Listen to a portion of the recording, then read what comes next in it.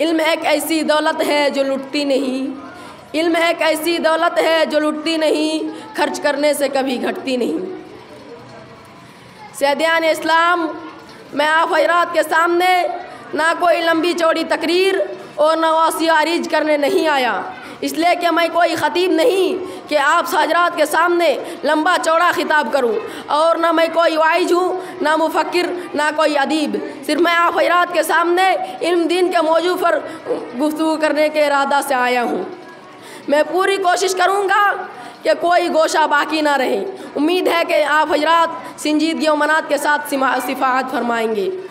आप हज़रात ने इल्म दीन के फजीलत और अहमियत के बारे में बहुत सारी किताबों में पढ़ा होगा, बहुत सारे आदमियों से सुना होगा, बहुत सारे मुफक्किरों से सुना होगा, बहुत सारे मुकर्ररों और ख़तीबों से सुना होगा। मैं भी आप हज़रात के रूबरू इस उन्वान पर गुफ्तगू करने के इरादा से आया हूँ। बरदरान मिल्लत, इल्म दो तरह का है, एक दीनवी इल्म, एक उखरवी इल्म। इल्म चाहे दीनवी हो या उखरवी हो, इंसान को इज्जत और फजीलत अता करता है, लेकिन दीनवी इल्म सिर्फ दुनिया तक ही महदूद रहता है और उखरवी इल्म दुनिया और आखिरत दोनों जगह रसवाई और जिल्लत से नजात दिलाता है और इज्जत और शौकत अता करता है। मैं आपसे सवाल करता हूँ कि वो कौन सी शय थी जिसने आदम को मलाइका से अफजल बना दिया? वो कौन सी शय थी जिसने इंसान को अशरफुल मखलूकात बना दिया? वो कौन सी शय थी जिसके बरकत की वजह से अल्लाह ने इंसान को खलीफा बनाया? वो कौन सी शय थी जिसके फजीलत के बना पर रब्बे कायनात ने इंसान को अपना नाइब बनाया? वो इल्म की दौलत है। जब रब्बे कायनात ने कुरान को नाजिल फरमाया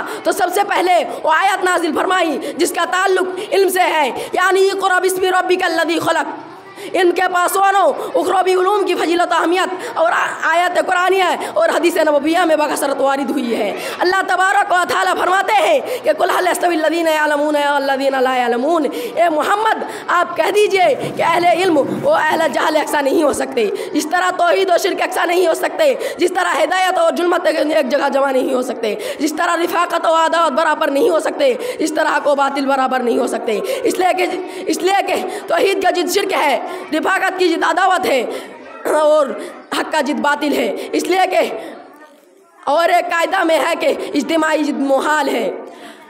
हजरत अब्दुल्ला बिन अब्बास फरमाते हैं कि दूसरे मोमिनों के मुकाबले में अहले इल्म के 100 दर्जात ज़्यादा होंगे और हर दर्जों के दरमियान मुसाफियत 500 वर्ष की मुसाफत के बराबर होगी। सैयदान इस्लाम, लेकिन आज के दौर में मुसलमान अपने बच्चों को तालीमात इस्लामिया से दूर रखते हैं और कमीशन बच्चों को अफरंगी तालीमात देते हैं।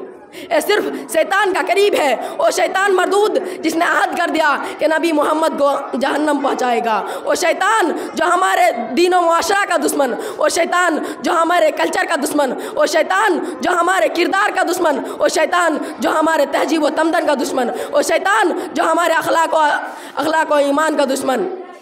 ये शैतान हमारे अजली दुश्मन है। अपने